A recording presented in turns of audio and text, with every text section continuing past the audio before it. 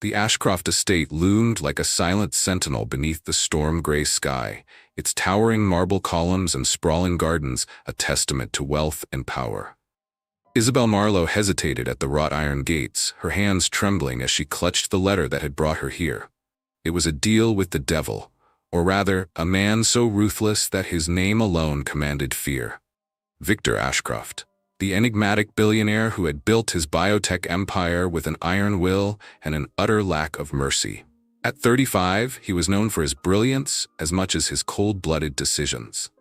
To Victor, emotions were nothing more than liabilities, and people were tools to be used and discarded. Now, standing at the precipice of what should have been an ordinary day, he was about to take a wife.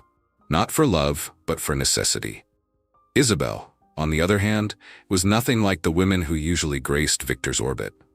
At 28, she was a dedicated schoolteacher, her days filled with the laughter of children and the weight of her family's financial struggles.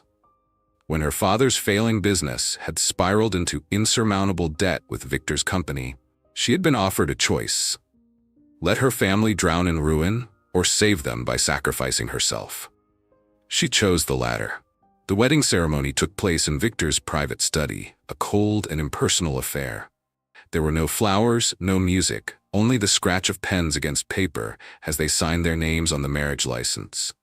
Isabel felt the weight of the platinum band as she slid it onto her finger, its icy metal a reminder of the prison she had willingly walked into. Victor's gaze never softened, not even for a moment. "Is everything finalized?" he asked his lawyer, his voice clipped and businesslike. He didn't even look at Isabel as he spoke. She fought to keep her composure, but her heart ached at the emptiness of it all. For a brief moment, her mind wandered to another man, Liam Calloway.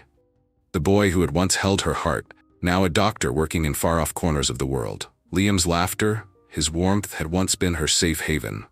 Now those memories felt like a lifetime ago. Later that evening, Isabel roamed the endless halls of the Ashcroft mansion, feeling like a ghost haunting someone else's life.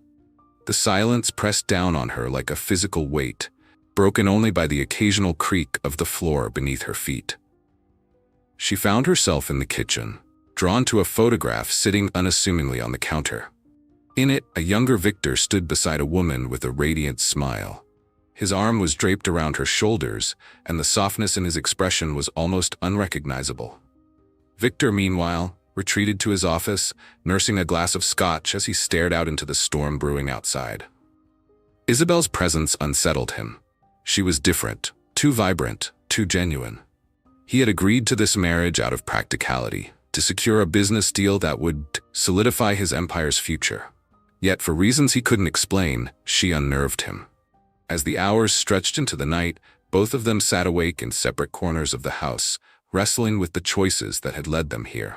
For Isabel, it was the weight of her sacrifice and the growing fear of what her future held. For Victor, it was the unshakable feeling that Isabel Marlowe was about to turn his carefully ordered world upside down. And in the midst of their isolation, the storm outside raged on, a fitting backdrop to the chaos brewing between them. The next morning, the mansion was bathed in sunlight, the storm having left behind a crisp, clear sky.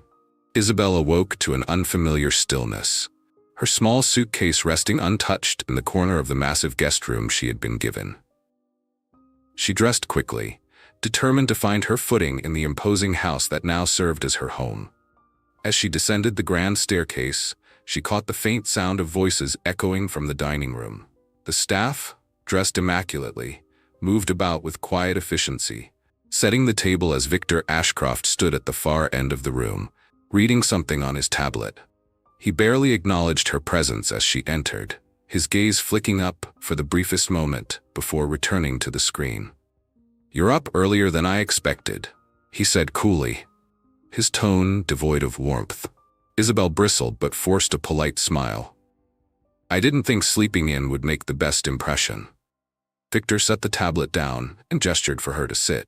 "Impressions are irrelevant. This is not a conventional arrangement, Isabel. Let's not pretend it is." His words stung, but Isabel refused to let him see her falter. She sat across from him, her back straight, her hands folded neatly in her lap. "If that's how you see it, fine, but we're married now, Victor. We'll have to coexist." For a moment, his expression shifted, a flicker of something indecipherable crossing his face. But just as quickly as it appeared, it was gone, replaced by the same stoic mask he always wore. The tension was broken by the arrival of a phone call. Victor excused himself, stepping into the hallway as Isabel watched him leave. Alone in the cavernous dining room, she felt the walls closing in again, the emptiness of the house magnifying her own isolation. Her thoughts drifted, unbidden, to Liam Calloway. She hadn't spoken to him in years, their lives having taken drastically different paths. Yet she could still remember the way his laugh had lit up a room, the way his eyes had softened when he looked at her. The memories felt like a cruel reminder of everything she had given up. Victor returned moments later, his face darker than before. "I have a meeting in the city," he announced brusquely. "You're free to explore the house, but don't overstep your boundaries." With that, he was gone, leaving Isabel alone once more. She wandered the halls, aimlessly, eventually finding her way to a library filled with floor-to-ceiling shelves of books. The space felt warmer than the rest of the house, a quiet refuge from the icy demeanor of its owner. As Isabel ran her fingers along the spines of the books, she heard footsteps behind her. Turning, she found Mrs. Harding, the head housekeeper, watching her with a kind smile. "You must be Isabel," Mrs. Harding said. "It's nice to finally meet you. Mr. Ashcroft doesn't usually bring people into his life." "I wouldn't exactly call this bringing me into his life," Isabel replied wryly. Mrs. Harding's expression softened. "Give it time, dear. Victor is complicated, but he's not as heartless as he seems." Isabel wasn't sure she believed that, but the older woman's kindness was a balm to her frayed nerves. She spent the rest of the day in the library, losing herself in the stories as a way to escape her own. That evening, Victor returned home late. Isabel heard the sound of his footsteps as she sat in the living room, a book in her lap. She glanced up as he entered, his tie loosened, his hair slightly disheveled. "Still awake?" he asked, his voice less sharp than it had been that morning. "I couldn't sleep," she admitted. For a moment, silence hung between them, heavy and charged. Then, to her surprise, Victor walked over and sat across from her. "I know this isn't what you wanted," he said finally, his voice low. "But I don't make apologies, Isabel. This is the way it has to be." "And what about what I want?" she shot back, unable to keep the frustration from her voice. "Do I get a say in anything, or am I just another business deal to you?" His jaw tightened, but he didn't respond. Instead, he stood and walked away, leaving her with more questions than answers. As the door to his study clicked shut, Isabel felt a surge of determination. She might be trapped in this arrangement, but she wouldn't let Victor Ashcroft dictate her every move.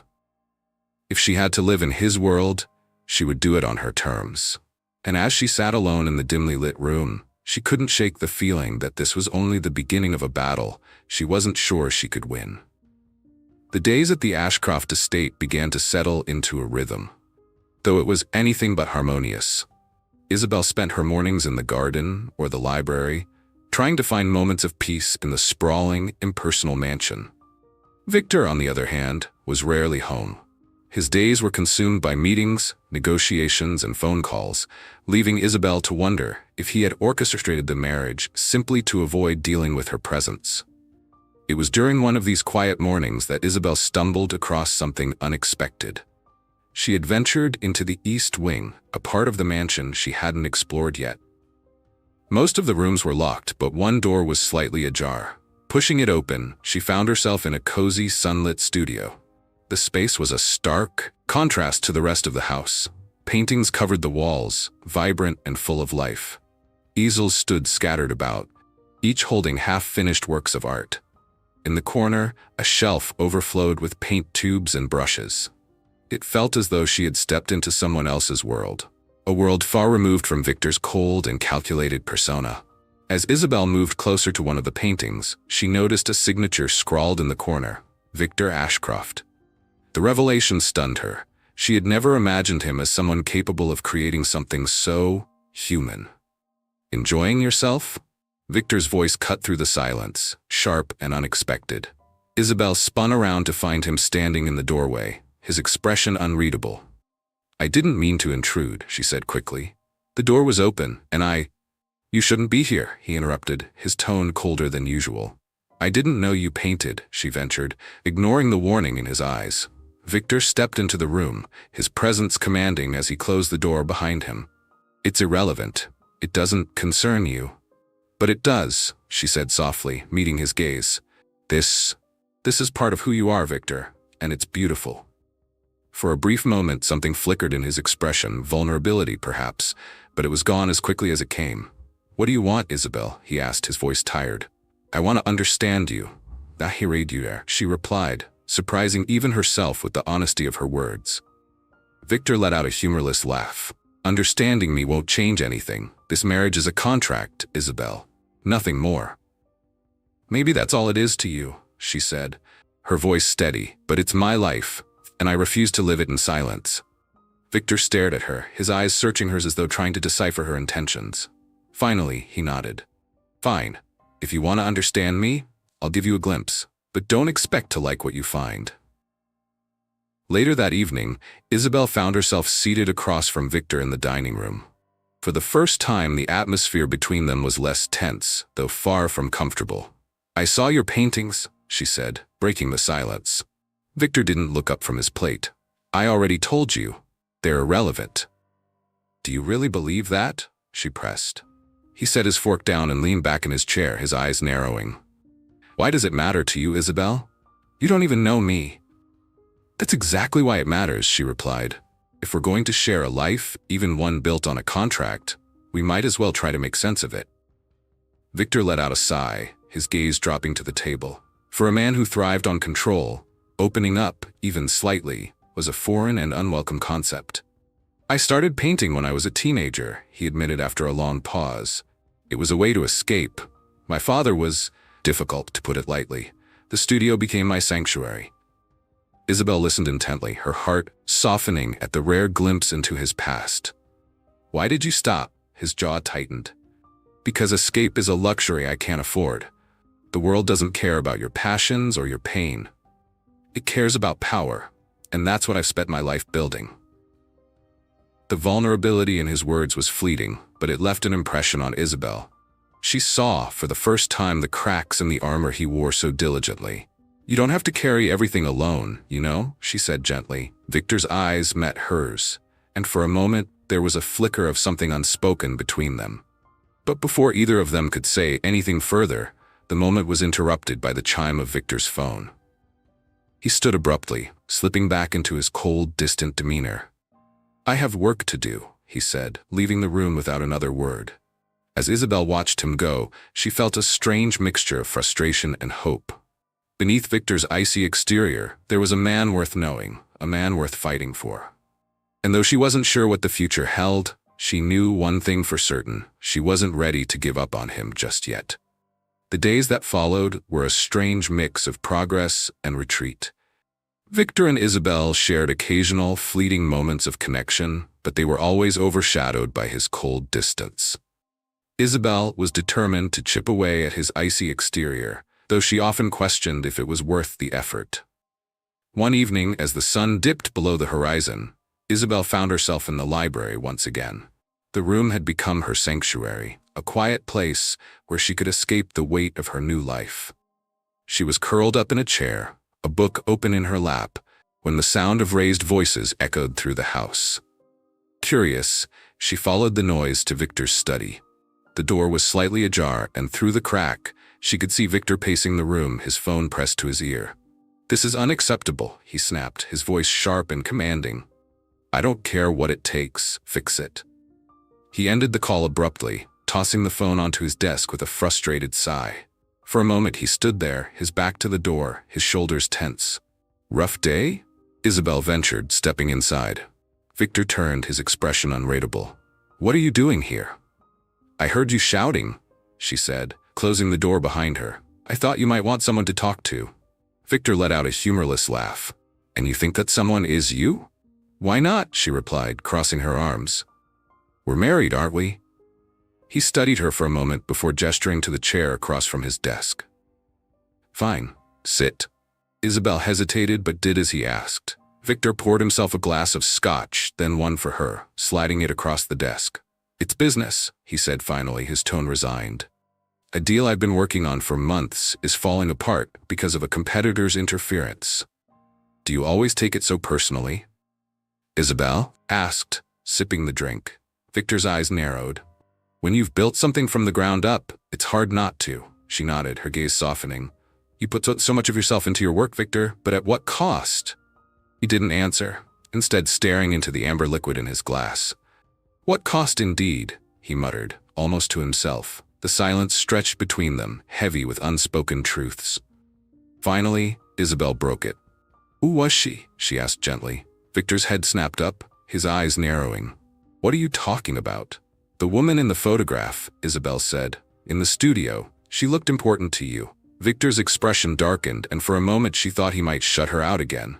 But then he surprised her.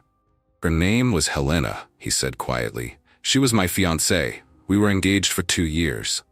What happened? Isabel asked, her voice soft. Victor stared out the window, his jaw tight.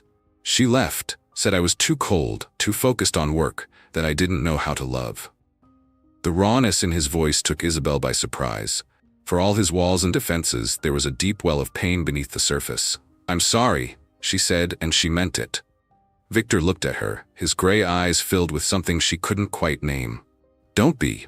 She made her choice, and I made mine. And what choice was that? Isabel asked. To never let anyone that close again? He said, his voice firm. It's easier that way. Isabel wanted to argue, to tell him that shutting people out wasn't the answer. But she knew he wasn't ready to hear it. Instead, she reached across the desk, placing her hand over his. You don't have to do this alone, Victor, she said softly. For a moment, he didn't move. Then, slowly, he turned his hand over, letting their fingers brush. It was the smallest of gestures, but it felt like a breakthrough. Before either of them could say anything more, there was a knock at the door. Victor pulled his hand away. The moment shattered as his assistant, Daniel, stepped inside. Mr. Ashcroft, you're needed in the conference room, Daniel said. Victor nodded, standing. We'll continue this later, he said, his voice once again distant. Isabel watched him go, her heart heavy with the weight of his pain. She had seen a glimpse of the man behind the mask, but it was clear he wasn't ready to let her in fully. As she returned to the library, Isabel couldn't shake the feeling that Victor's past was only part of the story. There was more to him than he let on, and she was determined to uncover the truth, no matter how long it took. The morning air was crisp as Isabel stepped out into the garden, seeking solace among the vibrant blooms. The Ashcroft estate, while cold and unwelcoming inside, boasted breathtakingly beautiful grounds. For a brief moment, she allowed herself to forget the tension that hung over her life and simply enjoy the warmth of the sun on her skin. She was tracing her fingers along the petals of a rose when the sound of a car approaching broke her reverie. Isabel turned toward the driveway, where a sleek black vehicle had just come to a halt. Her heart skipped a beat as the driver's door opened, and a tall, familiar figure stepped out. Liam Calloway. It had been years since Isabel had last seen him, but time had only sharpened his charm. His warm brown eyes and easy smile were just as she remembered, and the sight of him stirred a mix of emotions, joy, longing, and a twinge of guilt. Liam? She said, her voice barely above a whisper. He turned at the sound of her voice, and his face lit up with recognition. Isabel, he said, striding toward her. I can't believe it's you. They stood frozen for a moment before Liam closed the distance and pulled her into a hug. His embrace was warm and comforting, a stark contrast to the cold isolation she had felt since coming to the Ashcroft estate. What are you doing here? She asked as they pulled apart, her mind racing. Of all the places in the world, why was he here? I'm consulting on a medical initiative Victor's company is funding, Liam explained, his tone tinged with disbelief. But what about you? Why are you here? Isabel hesitated, unsure of how to explain her situation. It's complicated, she said finally. Before Liam could press for more details, the sound of approaching footsteps drew their attention.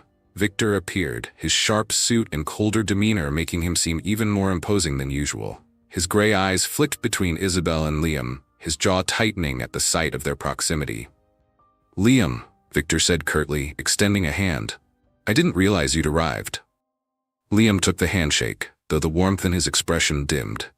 Victor? It's good to see you again. Victor's gaze shifted to Isabel. "I see you've met my wife," he said, his tone neutral but his words laced with an unmistakable edge. Liam's eyes widened slightly, his surprise evident.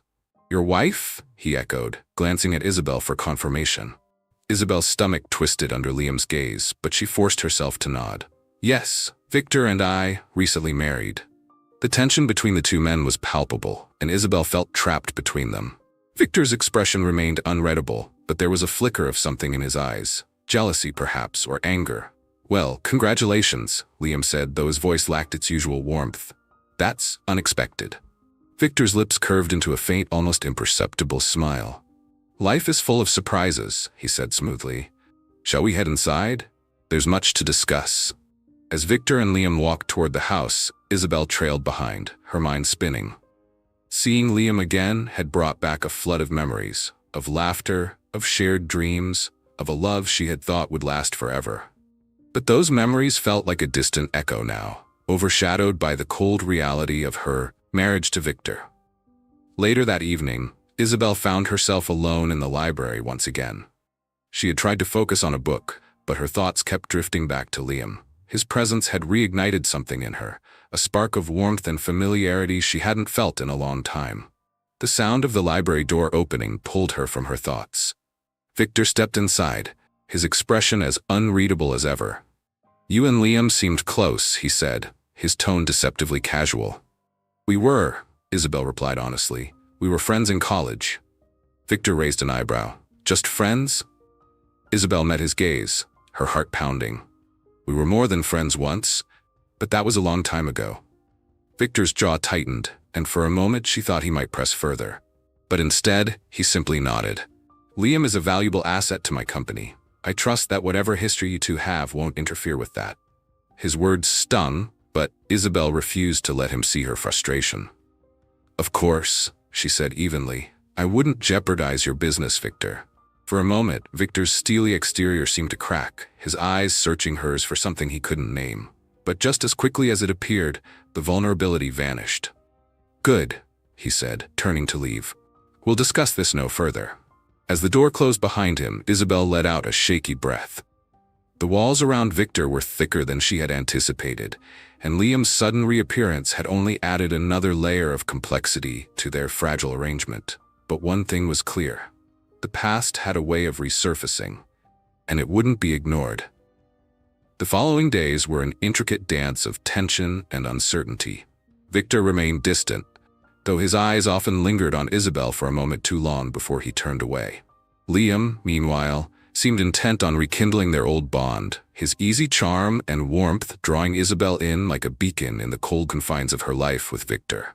One afternoon, Isabel found herself in the garden once more. The sun filtered through the trees, casting dappled shadows across the path as she wandered aimlessly. She needed space to think, to sort through the conflicting emotions that had been stirred by Liam's sudden return. "Isabel."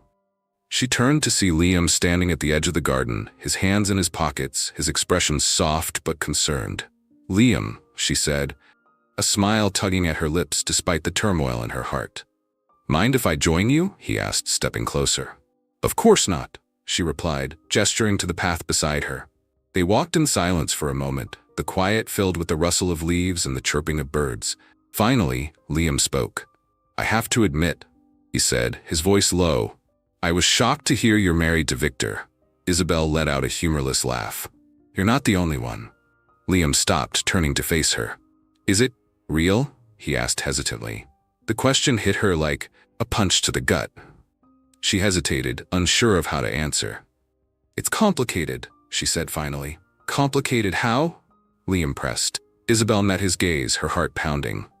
"It's not what you think, Liam. This marriage, it's not about love. It's a contract, an arrangement to save my family." Liam's expression darkened, his hands clenching at his sides. "Isabel, you shouldn't have to sacrifice yourself like this. There has to be another way." "There isn't," she said softly, her voice tinged with sadness. "My father was drowning in debt, and Victor offered a solution. I didn't have a choice." "You always have a choice," Liam said, his voice firm, "and you deserve better than this." Isabel looked away, tears pricking at her eyes. She didn't want to cry, not here. not in front of him, but the weight of her situation was becoming too much to bear. Liam reached out, his fingers brushing against hers. "Isabel," he said gently, "you're stronger than this. I know you are." Before she could respond, the sound of footsteps interrupted them. Isabel turned to see Victor approaching, his expression unreadable but his posture tense. "Liam," Victor said curtly, his eyes narrowing as he glanced between the two of them. "I wasn't aware you had time for strolls during working hours." "I was just catching up with an old friend," Liam replied, his tone calm but firm. Victor's gaze shifted to Isabel, and for a moment, the air between them crackled with unspoken tension. "Isabel," he said, his voice colder than usual, "I need to speak with you. Alone." Liam hesitated, his jaw tightening as he glanced at Isabel. "We'll talk later," he said, his voice softening. Isabel nodded, watching as he walked away. When she turned back to Victor, his gray eyes were locked on her, a storm brewing within them. "What was that about?" he asked, his tone low but laced with an edge. "Liam and I were just talking," Isabel said, folding her arms. "Do I need permission to speak to someone?" Victor's jaw clenched and he took a step closer. "You should be careful, Isabel. Liam may seem harmless, but he has his own agenda." "And what about your agenda, Victor?" she shot back. "You married me to serve your own interests. Don't lecture me about trust." His eyes flashed with something between anger and hurt. "This isn't about trust. It's about boundaries." "Boundaries?" Isabel laughed bitterly. "You keep everyone at arm's length, Victor. You can't control people the way you control your business." Victor took another step closer, his towering presence almost overwhelming. "And yet, here you are," he said quietly, his voice dangerously soft. "In my house, wearing my ring. You may not like the terms, Isabel, but you agreed to them." Her heart pounded in her chest, anger and frustration boiling over. "You're right," she said, her voice trembling. "I agreed to this, but that doesn't mean I have to lose myself in the process." For a moment, neither of them moved. The tension between them was palpable, the air thick with unspoken words. Finally, Victor turned away, his shoulders stiff. "Do whatever you want, Isabel," he said coldly, "but don't forget who you're married to." As he walked away, Isabel felt a wave of anger and sadness crash over her. She had seen glimpses of the man Victor could be, the man beneath the icy facade, but he was determined to keep her at a distance. And yet, as she stood alone in the garden, her thoughts kept drifting back to Liam. He was everything Victor wasn't. Kind, warm, open. Being around him felt like stepping into the sunlight after years in the shadows. But the question lingered in her mind. Was it too late to reclaim the life she had once dreamed of? The days that followed felt like a whirlwind of emotions Isabel could barely keep track of. Victor grew more distant with each passing moment, his walls building higher whenever they were in the same room. Meanwhile, Liam's presence seemed to light up every corner of her world, and his growing determination to support her only complicated things further. It was late afternoon when Isabel received a message from Liam asking her to meet him in the estate's garden. Curious and apprehensive, she made her way to the spot where they'd last spoken. He was waiting for her by the fountain, his hands in his pockets, his expression a mixture of warmth and urgency. "I'm glad you came," Liam said as she approached. His smile was reassuring, but there was an intensity in his eyes that made her heart race. "What's going on, Liam?" Isabel asked, stopping a few steps away from him. "I couldn't leave without talking to you," he admitted. "My contract with Victor's company is almost up, and I'll be heading back to the field soon. But before I go, I need to know something." He paused, his voice lowering. "Do you still care about me, Isabel? Do you still think about what we had?" His words hit her like a tidal wave. She opened her mouth to respond, but no sound came out. She did care about Liam. How could she not? He was a piece of her past she had never truly let go of, a reminder of the person she used to be. "I don't know," Isabel whispered, her voice trembling. Everything is so complicated." "It doesn't have to be," Liam said, stepping closer. "Leave this life, Isabel. Come with me. You don't belong here, trapped in this cold, lifeless mansion with someone who doesn't see you for who you are." His words tugged at her heart, and for a moment she was tempted. But then she thought of Victor, of the moments, however fleeting, when she'd glimpsed the man behind the mask. She couldn't deny that she had begun to care for him, even if he refused to let her in. "Liam, I can't," she said, her voice breaking. I made a commitment. My family is depending on me. Your family wouldn't want this for you, he argued, his voice filled with frustration. You're sacrificing yourself for a man who doesn't deserve you. Isabel looked away, tears welling in her eyes. You don't know him like I do. Then help me understand, Liam said, his tone softening. What is it about Victor that's keeping you here? Before she could answer, a voice cut through the air like a knife. Perhaps you should ask me that question. Both Isabel and Liam turned to see Victor standing a few feet away, his gray eyes blazing with anger. He'd clearly overheard their conversation, and the tension in his posture was palpable. Victor, Isabel began, but he silenced her with a sharp look. This is what you've been doing behind my back? Victor said, his voice low and dangerous. Sneaking off with another man? With him? It's not what you think, Isabel said, her voice shaking. Liam and I were just talking. Talking? Victor scoffed, his gaze flicking to Liam. Is that what you call trying to steal another man's wife? Liam stepped forward, his jaw tight. Maybe if you treated her like she deserved, she wouldn't be looking elsewhere. The word struck a nerve, and Victor's expression darkened. He took a step closer to Liam, his tone icy. You don't know anything about us, about her. And whose fault is that? Liam shot back. You keep everyone at arm's length, Victor. You're so afraid of letting anyone in that you're pushing her away. That's enough, Isabel cried, stepping between them. Her heart was pounding, and she could feel the weight of both men's gazes on her. This isn't solving anything. Victor's eyes softened for the briefest moment as they met hers, but then he straightened, his mask of indifference slipping back into place. You're right, he said coolly. This is a waste of my time. With that, he turned and walked away, leaving Isabel and Liam alone once more. I'm sorry, Liam said softly, his expression filled with regret. I didn't mean to make things worse. Isabel shook her head, tears streaming down her cheeks. It's not your fault, Liam. I don't know what to do. You deserve to be happy, he said, placing a hand on her shoulder.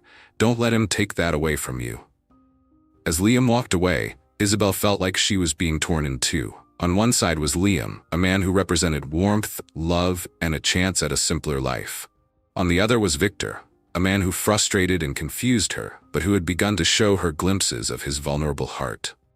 That night, as she lay awake in her cold, empty bed, Isabel couldn't help but wonder.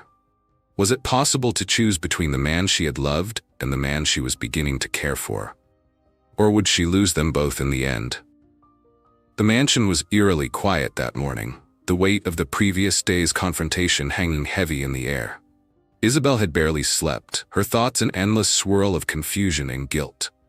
She couldn't avoid Victor forever, and she knew she needed to face him. But what could she say?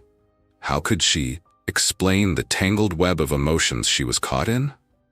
When she finally worked up the courage to leave her room, she found Victor in his study, staring out the floor-to-ceiling windows. His posture was stiff, his hands clasped behind his back. The tension radiating off him was almost palpable. Victor, Isabel said softly, stepping into the room. He didn't turn around. If you've come to apologize, don't bother. Her heart sank at the coldness in his tone. I'm not here to apologize, she said, summoning her courage. But I think we need to talk. At that, Victor finally turned to face her. His gray eyes were stormy, his jaw set. Talk about what, Isabel? About how you've been sneaking around with another man? About how you've made a fool of me? I wasn't sneaking around, she said firmly, and I never meant to hurt you. Victor let out a bitter laugh. You didn't mean to hurt me? Isabel, you've done nothing but question this marriage since the day it began.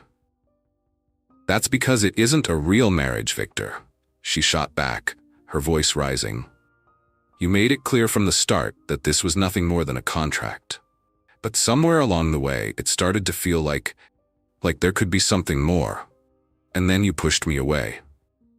His expression faltered, and for a moment, Isabel thought she saw a flicker of vulnerability. But he quickly masked it, his voice sharp as he said, Don't pretend this is all my fault. You've been clinging to the past since the moment Liam walked through that door. I don't know how I feel about Liam, Isabel admitted, her voice breaking. But I do know that I've been trying to understand you, to see the man behind the mask, and all you've done is shut me out. Victor stared at her, his gray eyes searching hers. "And what if there's nothing to find behind the mask?" he asked quietly. "There is," she said, stepping closer. "I've seen it. The way you talk about your past, your paintings. Victor, you're not as cold as you want people to think, but you're so afraid of letting anyone in that you're destroying the very thing you're trying to protect." For a long moment, the room was silent. Then, to Isabel's shock, Victor turned away, his shoulders slumping. "Do you know why Helena left me?" he asked, his voice barely above a whisper. Isabel shook her head, her heart aching at the pain in his tone. "She said I didn't know how to love," he continued, "that I was too focused on my work, too obsessed with control. And she was right. I've spent my entire life building walls because it's easier than letting people see the cracks." "Victor," Isabel said gently, placing a hand on his arm. "You can't change the past, but you can choose to be different now.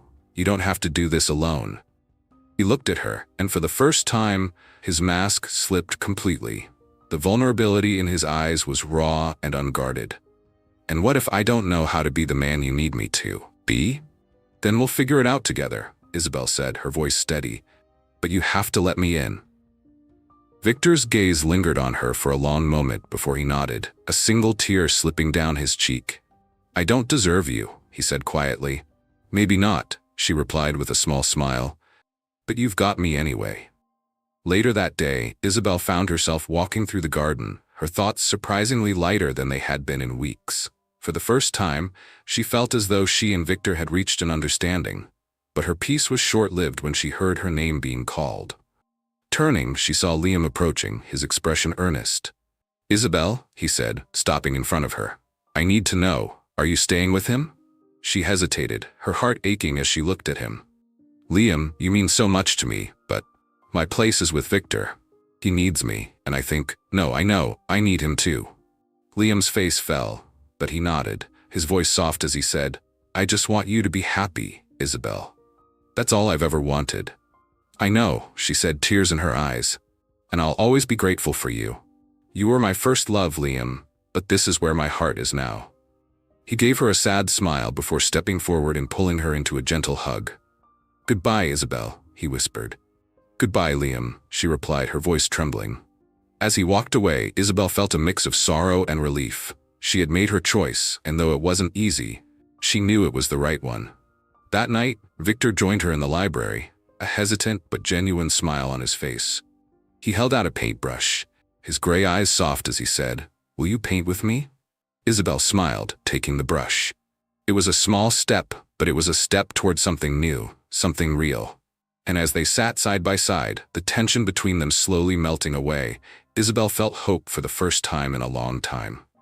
1 year later, the Ashcroft estate looked almost unrecognizable. What was once a cold and impersonal mansion now felt alive, brimming with warmth and laughter. The walls that had once seemed so imposing now held photographs of shared moments, a gallery of a life rebuilt, one brushstroke at a time.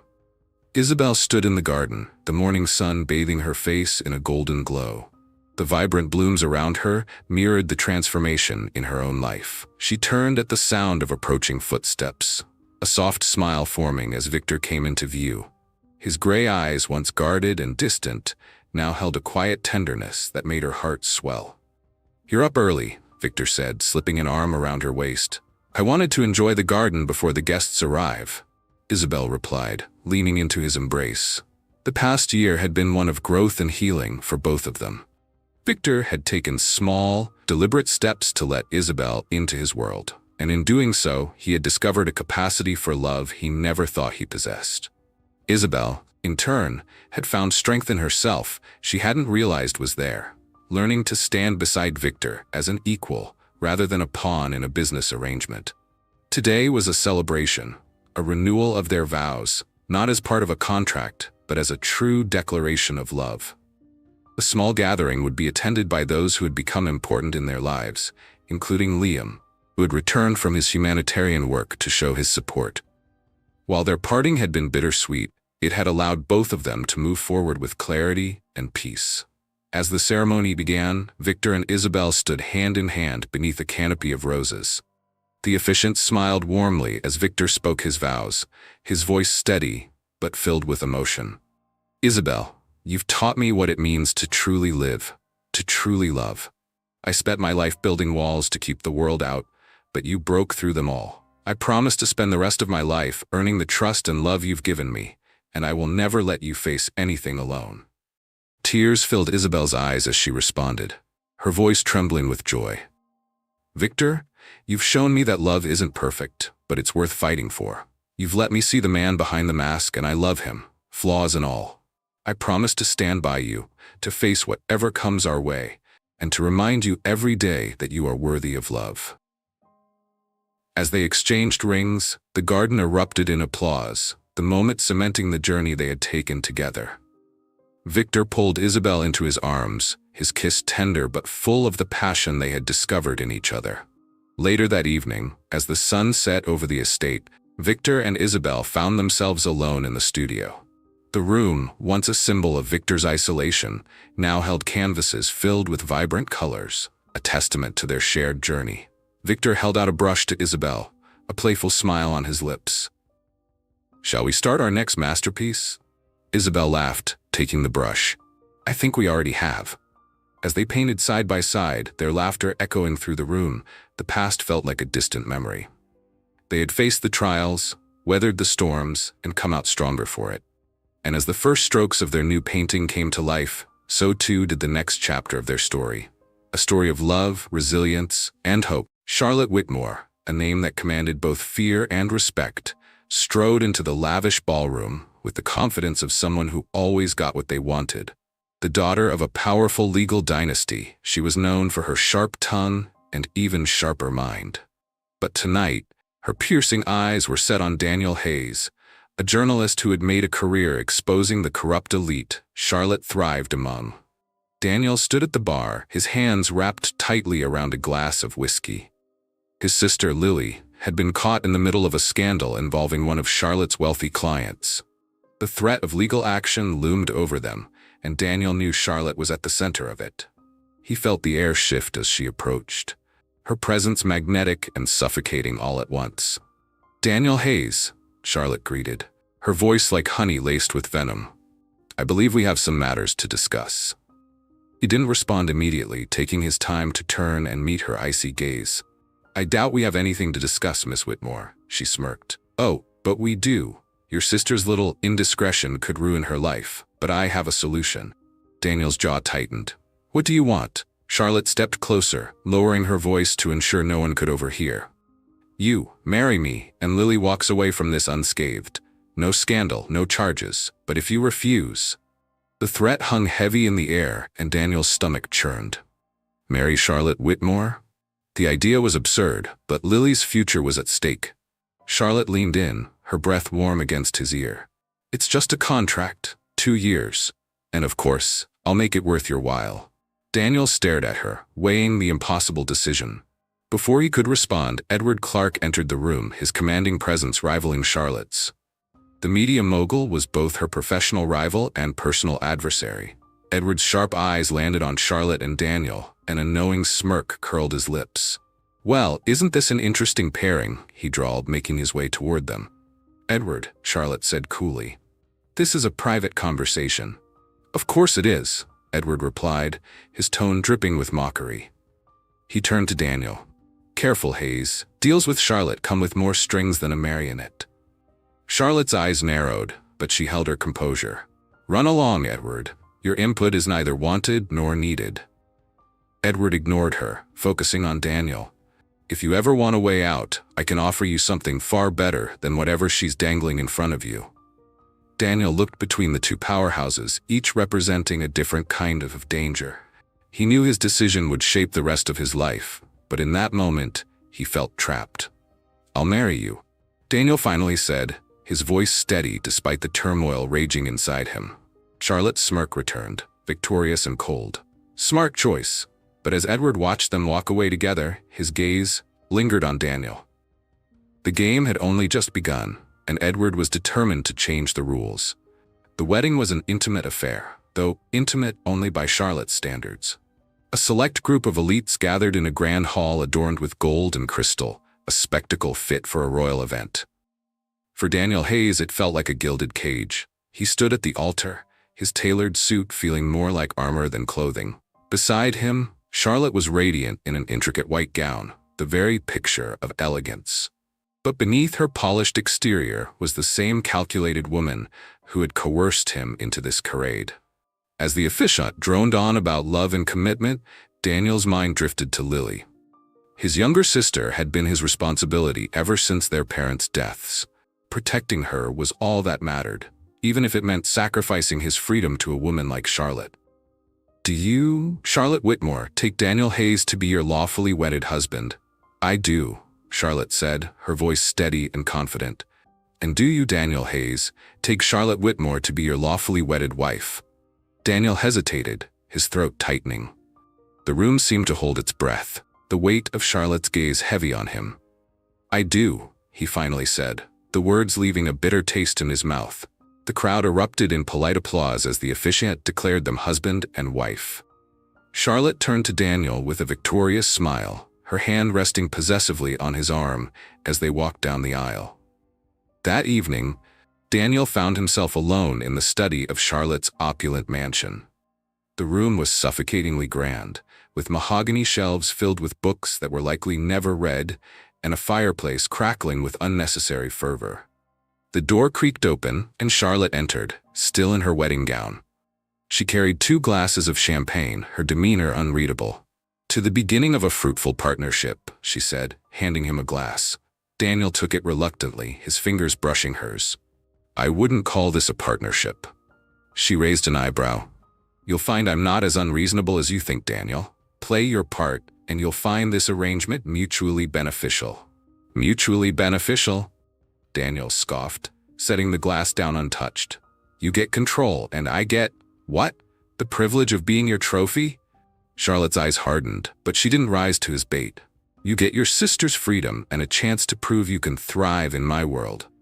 Her words were a challenge, and Daniel knew better than to let her see him falter. "Your world isn't where I belong." "Perhaps not," Charlotte said, turning toward the window. The moonlight cast a silvery glow over her figure. "But you'll adapt, or you'll break. The choice is yours." Before Daniel could respond, a knock interrupted them. Edward Clark stepped into the room, his presence instantly shifting the atmosphere. "Interrupting the honeymoon already?" Edward said, his tone dripping with sarcasm. Charlotte's expression darkened. "What are you doing here, Edward?"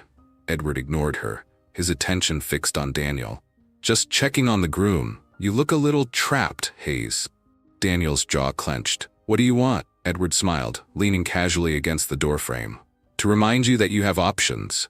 If you ever decide this arrangement isn't working for you, I'm just a phone call away." Charlotte stepped forward, her voice cold and sharp. "Leave, Edward. Now."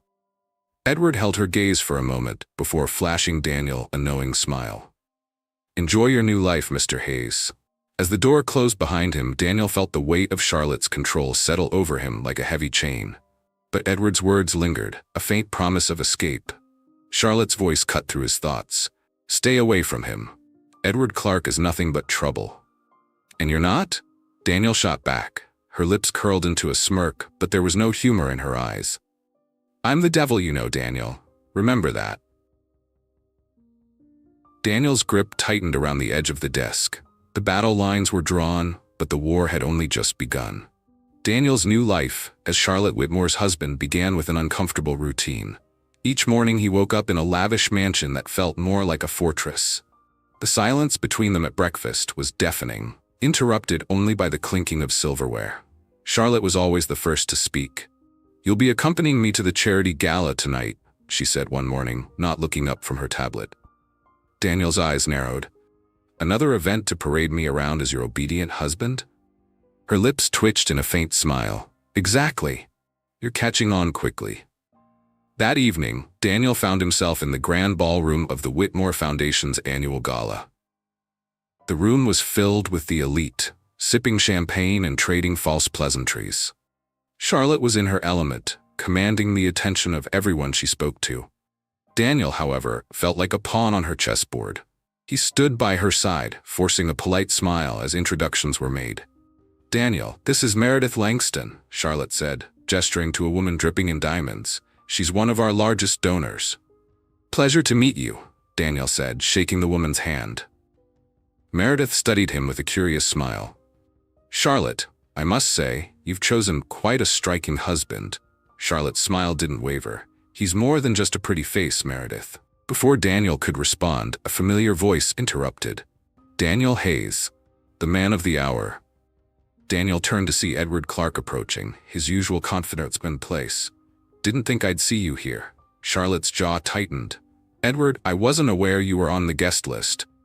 "Am I ever?" Edward replied, his tone playful, as he extended a hand to Daniel. "You look, well, considering the circumstances."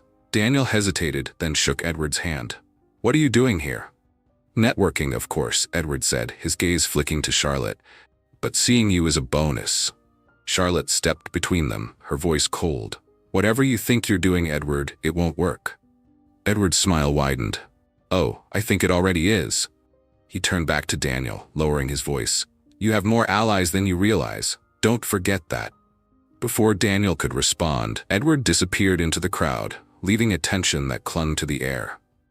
Later that night, back at the mansion, Daniel confronted Charlotte in the study. "What's your real history with Edward?" he asked, his voice firm. Charlotte's expression didn't falter, but her grip on the glass of wine in her hand tightened. "It's none of your concern." "It is if he keeps showing up and throwing veiled threats at me," Daniel shot back. "What's going on, Charlotte?" She took a sip of her wine, her gaze steady. "Edward Clark is a parasite. He thrives on chaos and manipulation. Whatever he's told you, don't believe him." Daniel folded his arms. "That doesn't answer my question." Charlotte placed the glass down on the desk, stepping closer to him. "Edward and I were involved years ago. It ended badly, and he's been trying to undermine me ever since." "Why didn't you tell me this before?" "Because it's irrelevant," Charlotte snapped. "This arrangement is about business, not personal history." Daniel stared at her, searching for a crack in her icy facade. "You can keep telling yourself that, Charlotte, but eventually this will all come crashing down." She tilted her head, her eyes narrowing. "If you're waiting for me to break, Daniel, you'll be waiting a long time." As she walked away, Daniel felt the weight of her words. But for the first time, he saw something in her eyes that she tried desperately to hide: vulnerability. The days following the gala were marked by an uneasy truce between Daniel and Charlotte. She busied herself with meetings and court cases, her time meticulously scheduled to avoid unnecessary interactions with her husband. Daniel, on the other hand, spent his days trying to piece together the tangled web he'd been forced into. He began to notice the cracks in Charlotte's carefully constructed world. Moments of hesitation, glimpses of something softer beneath her icy exterior. But whenever he tried to push past her defenses, she retaliated with sharp words and colder stares. One evening, Daniel wandered into the expansive library, a space he'd come to claim as his own refuge in the mansion. He was engrossed in a book when the sound of footsteps caught his attention. Looking up, he saw Charlotte standing in the doorway, her usual armor of confidence replaced with something more subdued. "I didn't realize you'd be here," she said, her voice softer than usual. Daniel raised an eyebrow. "I thought this room was off your radar." She stepped inside, her heels clicking against the marble floor. "It used to be my mother's favorite room," Charlotte admitted, running her fingers along the spines of the books. "I haven't spent much time here since she passed." Daniel was taken aback by the vulnerability in her tone. "I didn't know, I'm sorry." Charlotte shrugged, but the weight of her loss was evident in her expression. "It was a long time ago." For a moment, the room was silent, the tension between them replaced with an unexpected intimacy. "Why do you do this?" Daniel asked suddenly. Charlotte turned to him, her eyes narrowing. "Do what?" "This. The control. The walls you put up. It's like you're fighting everyone, all the time." Her gaze hardened, the vulnerability vanishing as quickly as it had appeared. "You wouldn't understand." "Try me," Daniel pressed, standing up and stepping closer to her. "You act like you don't care about anyone or anything, but I don't buy it. Not entirely." Charlotte's lips twitched in what could have been a smirk or a grimace. "Careful, Daniel, you're starting to sound like you want to save me." "Maybe I do," he said quietly. Her eyes widened for a fraction of a second before she composed herself. I don't need saving, she replied firmly. Maybe not, Daniel conceded. But that doesn't mean you have to face everything alone. Charlotte turned away, her shoulders stiff. You should stop trying to figure me out. It'll only make this harder for you. Harder for me, or harder for you? Daniel countered. She didn't answer. Instead, she walked to the door, pausing briefly before leaving. Good night, Daniel. The next morning, Daniel found himself outside the mansion, seeking fresh air and clarity. He was surprised to see Edward Clark leaning against his car at the edge of the driveway, a smug smile on his face. Morning, Hayes, Edward greeted, his tone laced with amusement. What are you doing here? Daniel asked, his voice edged with frustration. Edward shrugged. Just checking in on you. Figured you might need a friendly face. I doubt you're here out of kindness. Edward chuckled. You're right about that. But I meant what I said at the gala. You don't have to stay trapped in this. Daniel crossed his arms. And what's your angle, Edward? Why do you care? Let's just say I have unfinished business with Charlotte, Edward said cryptically. And helping you might just be the key to settling it. Daniel studied him, trying to gauge his sincerity. I don't trust you. You don't have to, Edward replied, his smile unwavering. Just keep me in mind when you're ready to break free. With that, he climbed into his car and drove off, leaving Daniel with more questions than answers. That evening, Charlotte found Daniel in the library again, her expression unreadable. You spoke to Edward today? She said, her tone accusatory. He approached me, Daniel replied, his frustration bubbling to the surface. You can't expect me to ignore him when he keeps showing up. I expect you to trust me, Charlotte said sharply. Daniel laughed bitterly. Trust you? That's rich coming from the person who blackmailed me into marriage. Her face hardened, but there was a flicker of hurt in her eyes. This arrangement isn't about trust, Daniel. It's about survival, for both of us. Maybe for you, he shot back. But I'm not surviving. I'm suffocating. Charlotte's lips parted as if to respond, but no words came. For the first time, Daniel saw her falter. Good night, Charlotte, he said, walking past her and out of the room. As the door closed behind him, Charlotte stood alone, her carefully constructed world beginning to crack under the weight of her choices. Charlotte Whitmore was no stranger to control. Her life had been a series of calculated moves, each designed to solidify her power and protect her carefully curated image. But since her marriage to Daniel, the edges of her control had started to fray. Sitting in her home office, Charlotte stared blankly at the pile of contracts on her desk. Her mind was elsewhere, on the man who had called her a suffocating force and the truth in his words. A knock at the door pulled her from her thoughts. Come in, she said, her voice clipped. To her surprise, it was Lily, Daniel's sister. The young woman stepped into the room nervously, clutching a folder. Miss Whitmore, I mean Charlotte, Lily corrected herself. I wanted to thank you for helping me. I know this arrangement isn't ideal, but… Charlotte raised a hand, cutting her off. You don't need to thank me, Lily. Your brother was the one who made the choice. Lily hesitated, her brow furrowing. Maybe, but you didn't have to help. Daniel doesn't see it, but I do. You didn't destroy me when you could have. That means something. Charlotte's cold facade faltered for a moment as she studied Lily's earnest expression. You're a good person, Lily. You don't belong in this mess. And neither does Daniel, Lily said softly. Charlotte's lips tightened. He's stronger than he thinks. He'll adapt. Maybe, Lily replied, a hint of sadness in her voice. But I think he's losing himself in this. Her words lingered in the air long after she left, leaving Charlotte with a heavy sense of unease. That night, Daniel found himself wandering through the garden, seeking solace under the stars. The cool night air was a welcome reprieve from the suffocating tension inside the mansion. He didn't notice Charlotte until she spoke. You've taken to hiding out here a lot. Daniel turned to see her standing a few feet away, her arms crossed. She looked out of place in her elegant silk robe, the moonlight softening her sharp features. Sometimes it's the only place I can breathe, he replied, his tone neutral. She walked closer, her gaze fixed on the stars. I never meant to trap you, Daniel. He raised an eyebrow. Could have fooled me. Charlotte sighed, her composure cracking just enough for Daniel to catch a glimpse of the woman beneath the armor. When I was young, my father used to say that weakness was a luxury we couldn't afford. I've spent my whole life proving him right. Maybe he was wrong, Daniel said quietly. She shook her head. Men like Edward Clark are why he wasn't. If you let your guard down, they destroy you. Daniel studied her for a long moment. Edward's not your biggest enemy, Charlotte. You are. Her head snapped toward him, her eyes flashing with anger. You don't know anything about my life. Then tell me, he challenged. For a moment, she looked like she might, but instead she turned away, her voice cold. Good night, Daniel. The next morning, Daniel's frustration reached a boiling point when Edward appeared at a cafe he'd retreated to for some semblance of normalcy. Your shadow grows long, Clark, Daniel said as Edward slid into the seat across from him. Edward smirked. I prefer to think of it as persistence. What do you want? I want to remind you that you're not powerless, Edward said, his tone turning serious. Charlotte thinks she has you cornered, but you can take control of this situation. Leave her. Daniel leaned back, his eyes narrowing. And then what? Run into your arms? You're not exactly trustworthy either. Edward laughed. Fair enough. But think about it. What has she really given you? Besides chains?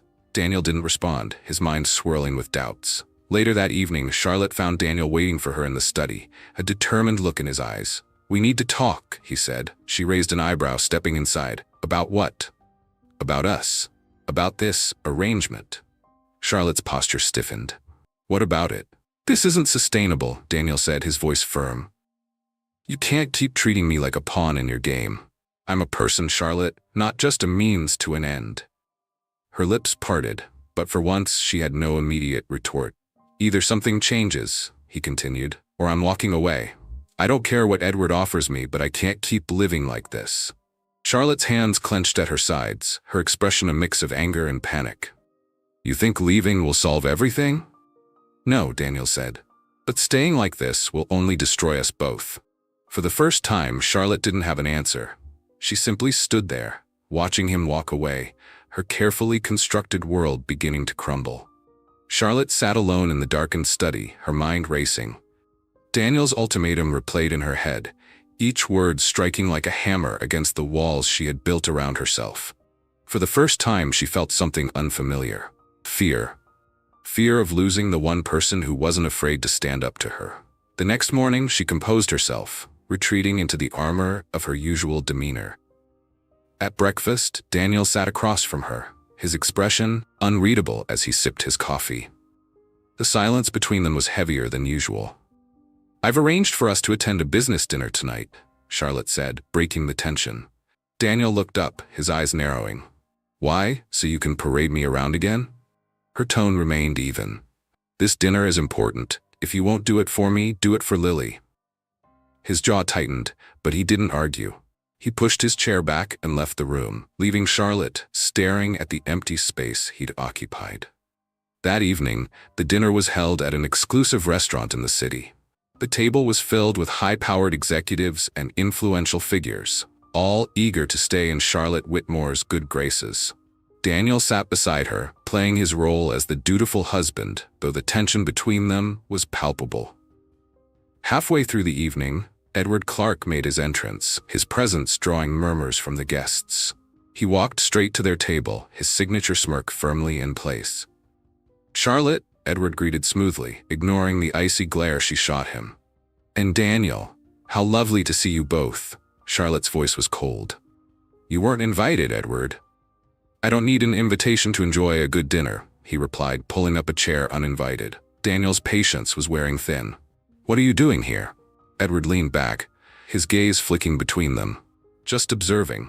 It's fascinating, really, watching two people who despise each other pretend to be the perfect couple. Charlotte's hand tightened around her glass. If you have a point, Edward, I suggest you make it. He smiled, his voice low enough for only the three of them to hear. My point, Charlotte, is that your little arrangement is falling apart, and when it does, I'll be there to pick up the pieces.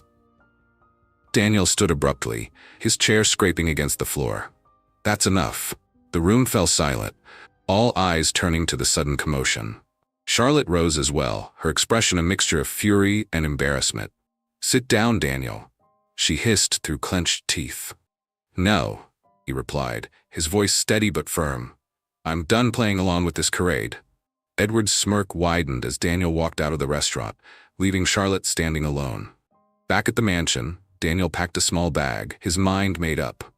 He couldn't stay in this toxic cycle any longer. Charlotte burst into the room, her composure cracking. "What do you think you're doing?"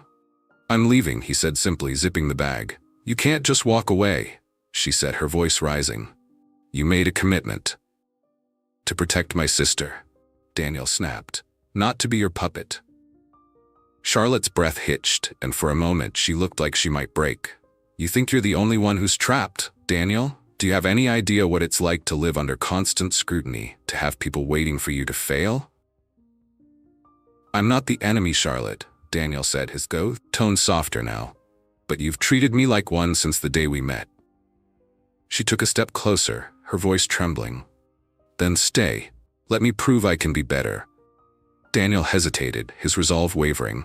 "Why? So you can control me again?" "No," Charlotte whispered, her walls finally crumbling. "Because I don't know how to do this without you." For the first time, Daniel saw the fear and vulnerability she had tried so hard to hide. It wasn't enough to erase the pain she'd caused, but it was enough to make him pause. "I'll stay," he said finally, "but things have to change. This can't be about power anymore, Charlotte. It has to be real." She nodded, tears glistening in her eyes. "I'll try. I promise." As Daniel set his bag down, the tension between them shifted. It wasn't forgiveness, but it was a step forward, an unsteady truce in the midst of a storm. The uneasy truce between Charlotte and Daniel brought a fragile sense of calm to the mansion. For the first time, their interactions weren't steeped in constant tension. Instead, small moments of understanding began to unfold, like glimmers of sunlight breaking through a stormy sky. Charlotte tried to soften her edges, though it wasn't easy for her. At breakfast, she asked about Daniel's work at the paper, genuinely interested in his opinions. In return, Daniel made an effort to look past her harsh exterior, catching glimpses of the woman she was beneath the armor. One evening, Charlotte suggested a walk through the gardens. Daniel was surprised by the offer, but agreed. They strolled in silence at first, the cool night air laced with the scent of blooming jasmine. "Do you come out here often?" Daniel asked, breaking the quiet. "Not as much as I used to," Charlotte admitted. "This was my mother's favorite place. She said the garden was her sanctuary." Daniel glanced at her, noticing the wistfulness in her voice. "You don't talk about her much." Charlotte hesitated, her steps slowing. "She died when I was 16. My father, he wasn't exactly the nurturing type. He taught me to be strong, to survive." "But at what cost?" Daniel asked gently. Charlotte stopped walking, her gaze fixed on the roses in front of her. "At the cost of everything else, I suppose." Daniel's voice softened. "You don't have to keep living like that, Charlotte. You don't have to fight everyone all the time." She turned to him, her eyes searching his. "And what if I don't know how to stop?" "Then let someone help you," Daniel said, stepping closer. "You don't have to do it alone." For a moment, Charlotte looked like she might say something, but the vulnerability in her expression quickly shifted to resolve. "I don't need saving, Daniel." He sighed, stepping back. "I'm not trying to save you, Charlotte. I'm just trying to understand you." The following day, Edward Clark made his presence known once again, showing up uninvited at the Whitmore offices. "Edward," Charlotte said sharply, as he strolled into her office. "I'm busy." "This won't take long," Edward replied, casually leaning against her desk. "I just thought you'd like to know that your husband and I had an interesting conversation recently."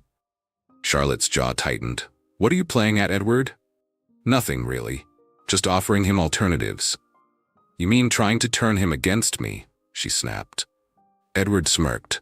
"Why so defensive, Charlotte? Afraid he might realize he's better off without you?" Her eyes flashed with anger, but she forced herself to stay composed. "You've been trying to undermine me for years, Edward. What makes you think this time will be any different?" "Because this time, Charlotte," he said, his voice dropping, "you actually care about what you're losing." Charlotte froze, his words cutting deeper than she wanted to admit. Edward straightened, his smirk fading. "Be careful, Charlotte. You've built an empire on control, but the more you tighten your grip, the more it'll slip through your fingers." With that, he walked out, leaving Charlotte alone with her thoughts. That evening, Charlotte found Daniel in the library, where he had been spending most of his time. She hesitated at the doorway before stepping inside. We need to talk, she said. Daniel looked up from his book, his expression wary. About what? About us, Charlotte said, her voice steady. I know I've made mistakes. I know I've hurt you. Daniel set the book down, his gaze locked on hers. Why are you telling me this now? Because I don't want to lose you, she admitted, her voice trembling. I don't want to lose whatever this is between us. Daniel studied her for a long moment before speaking. Then prove it, Charlotte. Prove that this isn't just another game to you. Her eyes softened, and for the first time she let her walls fall completely. I'm trying, Daniel. I really am. But I need you to meet me halfway. He nodded slowly, the tension between them easing. I can do that. As they stood there, the distance between them seemed to shrink, replaced by something fragile but real. For the first time, there was hope that their fractured relationship could be mended. The days that followed marked a turning point for Charlotte and Daniel. Though their journey had been fraught with conflict and pain, a delicate sense of trust began to bloom between them. It wasn't easy. Charlotte struggled to let go of her need for control, and Daniel fought to see beyond the walls she had built. But slowly, they found themselves meeting in the middle. One evening, as the sun set over the mansion's expansive grounds, Charlotte invited Daniel to join her on the terrace. She had prepared a simple dinner, a far cry from the lavish meals they usually shared. I wanted to do something different, she explained, her voice hesitant. Daniel raised an eyebrow but took a seat across from her. What's the occasion? Charlotte met his gaze, a rare vulnerability in her eyes. No occasion, just a chance for us to talk, without all the noise. They ate in companionable silence at first, the tension that had defined their relationship gradually giving way to something softer. I've been thinking, Charlotte said, setting down her fork, about what you said the other night, about proving this isn't just a game. Daniel leaned back in his chair, his expression curious. And you were right, she admitted, her voice steady but laced with emotion. I've spent my whole life trying to control everything and everyone around me. I thought it was the only way to survive, but it's not. Daniel watched her carefully. What changed? You did, she said simply. You showed me that strength doesn't have to come from control. It can come from trust, from letting someone in. Her words hung in the air, the weight of her confession sinking in. I'm not perfect, Daniel, Charlotte continued, her voice trembling slightly. But I want to try. I want to be better, for you, for us. Daniel was silent for a moment, his gaze locked on hers.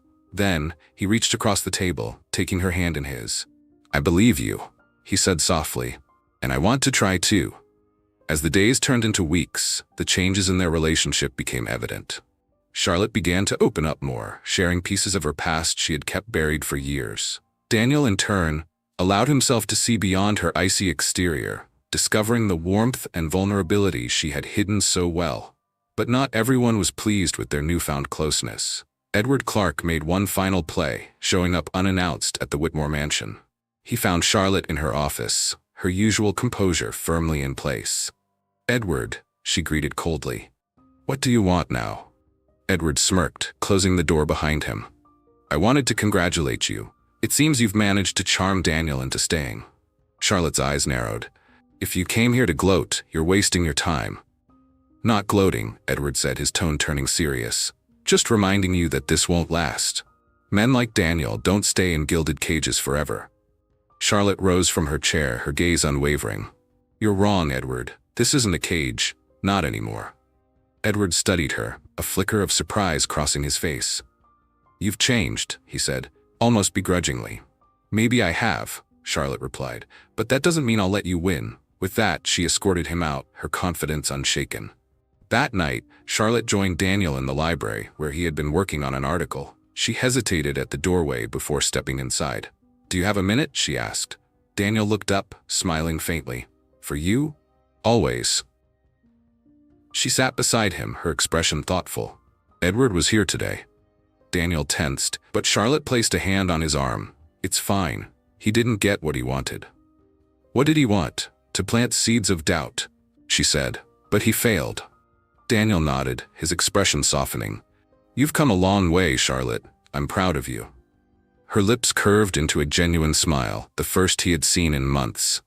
I couldn't have done it without you."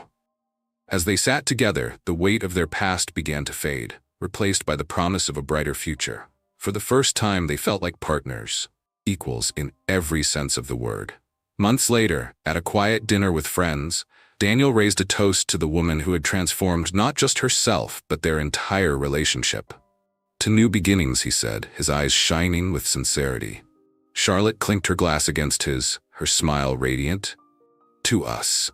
In that moment, surrounded by warmth and love, they knew they had found something real, something worth fighting for.